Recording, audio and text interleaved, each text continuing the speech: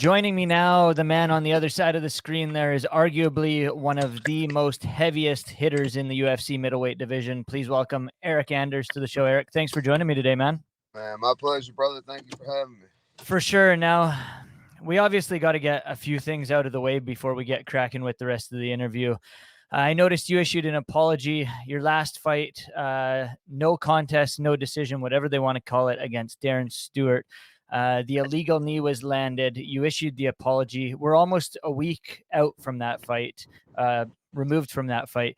What are your thoughts going through your head now, being that you've had about a week to think about it? Yeah, man. You don't ever want to be, kind of labeled as a dirty fighter or commit any fouls, that can cost you the fight, especially with the way the fight was going.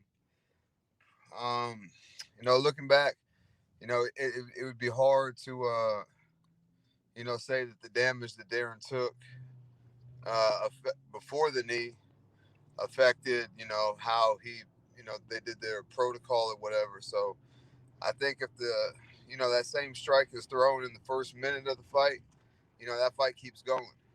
He gets his 5 minutes or however long he takes, but the fight keeps going. But because of the punishment that he took before the knee, because let's be honest, the knee wasn't even that heavy enough to stop a fight. Anyways, especially somebody with a warrior spirit like Darren, definitely wasn't enough to stop the fight. But the accumulation of damage he took prior to that, probably was and affected the doctor's decision, I think. Did you see Herb Dean's statement? He believes that Darren Stewart sort of baited you into throwing that knee. What are your thoughts on that? What do you call a fish that takes the bait? Caught. So he got me hook, line, and sinker. He was kind of playing that up, down, up. I don't know if he was playing, but the kind of the way the fight was going, he was up, he was down, he was up, he was down, he was up, he was down. I just my timing was a little off. Was that the thought process? That you thought he was getting back up to his feet? Yeah, he had one hand blocked, and when you're in that position, standing on top, looking down, I couldn't see his knee, couldn't see his other hand, so it's definitely 100% on me that I did that.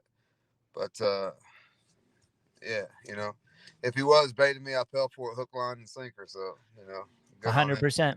Is it a fight that you want to play back? Yeah, I'll run it back. I'd like to get my hand raised and win, the right way. Like I said, man, you don't ever want to do that as a fighter. You don't want, a fight to end that way in a no contest. And, it did. So if that's something that he wants to do, I'm down for it. And we can definitely do that. 100%. Now, going back, you fought once in 2020. You were able to get 3 fights in 2019. Was the one fight in 2020 due to the coronavirus, or was that just you couldn't find opponents? No, not at all. I actually had eye surgery right after that Jocko fight. And then I had to pass up some short notice opportunities. One, I was waiting on a COVID test to come back, and it was negative. But by the time it came back, they had already found a replacement. And then I was supposed to fight Antonio Arroyo, and then just tried, didn't have enough time to cut weight properly, and they actually pulled me from the fight. So, 2020 sucked for myself, and I guess the rest of the world too. But 2021 is definitely looking a lot better. What's training like for you now with the whole COVID thing? Obviously, 2020 was terrible because it was such confined groups that you could train with. But what's it looking like these days? Oh, it's looking great. It's almost like Corona doesn't exist with the way I'm training. In the gym and working hard, and I think that you can see my preparation for that fight. In terms of like my physique, my output, my power, my combinations, everything, you saw was the best version of myself. And, I'm only going to get better from here. Going forward, obviously, you didn't take a ton of damage in that fight. It ended up being the no contest. You looked fantastic, as you said, physique as well as inside the cage. When do you want to get back inside there? Um, Man, I want to take a little bit of time, hang out with the family. I hadn't seen them at all in about, you know, well, obviously I'm home now, but 9 weeks prior to the fight, I was out in Arizona training and only saw them once in that 9 week period. So, I want to take some time, kick it, watch movies, eat good, and then we'll get back to it. So twice this year, maybe? No, I definitely want to fight 3 times at least, and maybe four. I take a short notice opportunity or whatever, but I thoroughly love and enjoy fighting, so I'll do that as much as possible. I got to ask before we move on a little bit, what was it like fighting with no fans in the crowd? You did that twice now, I believe, 2020 and then this one. Did you enjoy it? Because I know I listened to Leon Edwards, and he said he actually preferred no fans in the crowd. Um, the first time I really didn't like it, because I feed off the energy of the crowd, the oohs, the ahs, the noise that they make. They definitely let you know if you're doing good Yeah. or bad. And but this time I didn't mind it so much. I didn't even think about it. Didn't even notice, to be honest. I was just in the zone, for lack of a better term.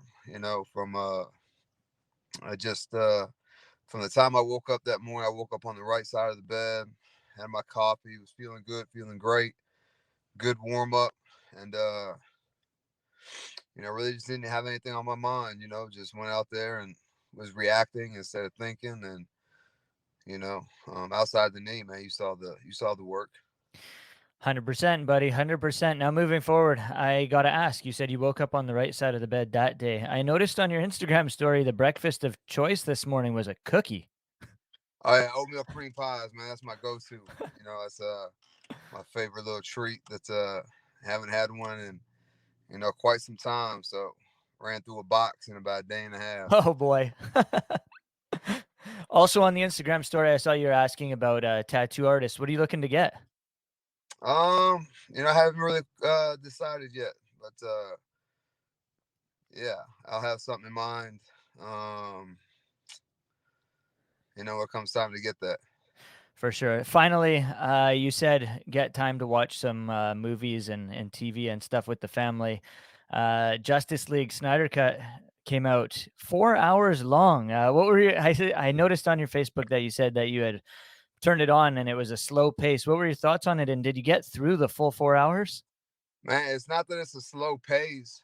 It's that every scene in the movie's in slow motion. The movie is shot in slow motion.